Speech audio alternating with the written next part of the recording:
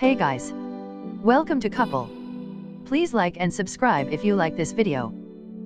While America was focused on Austin bomber Mark Anthony Condit, a Florida man did something just as newsworthy, yet the liberal media is refusing to cover it, and the reason for their silence is disturbing. It's no secret that the mainstream media leans to the left. In fact, it is their flagrant bias that has not only caused Americans to abandon major news outlets for alternative sources, it also is credited for handing the 2016 presidential election to Donald Trump, despite its desperate bid to get Hillary Clinton in the White House.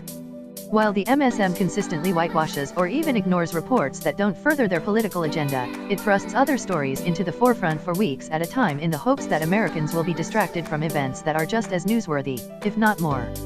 The latest incident that has gained the undivided attention of liberal outlets is Austin bomber Mark Anthony Condit, who killed 2 people and injured several others with homemade parcel bombs. Before the main details have even surfaced, the MSM has painted Condit as a right-wing, white nationalist, and pasted his face on nearly every front page, since such a description is not usually the case in terrorist attacks. As disturbing as Condit's premeditated attacks are, the MSM has a very good reason for focusing most of their airtime on this fair-skinned murderer while subsequently ignoring a Florida man who slaughtered the same number of innocent victims in ways that are just as heinous, and it perfectly exposes the media's shameless bias. On March 18, Hillsborough County deputies responded to a 911 call at a home in Riverview, Florida, to find that 29-year-old Ronnie O'Neill III had shot his companion, 33-year-old Kenyatta Barron, and stabbed their 11-year-old daughter, Ron Nieva, and 9-year-old son, who remains unnamed. Tragically, Kenyatta and Ron Nieva died from their horrific injuries, although the young boy survived with emergency surgery. Despite the fact that O'Neill barbarically slaughtered his own family in cold blood, his crimes were swept under the rug, and Condit's have been pushed to the forefront for one simple reason: O'Neill is a Muslim whose murderous actions were directly motivated by the Quran, while Condit's motivation hasn't yet been determined by authorities. According to Fox 13, O'Neill is a self-proclaimed member of the terror-tied organization the Nation of Islam, who shouted Allah Akbar as he savagely shot a young mother and hacked their children with a knife.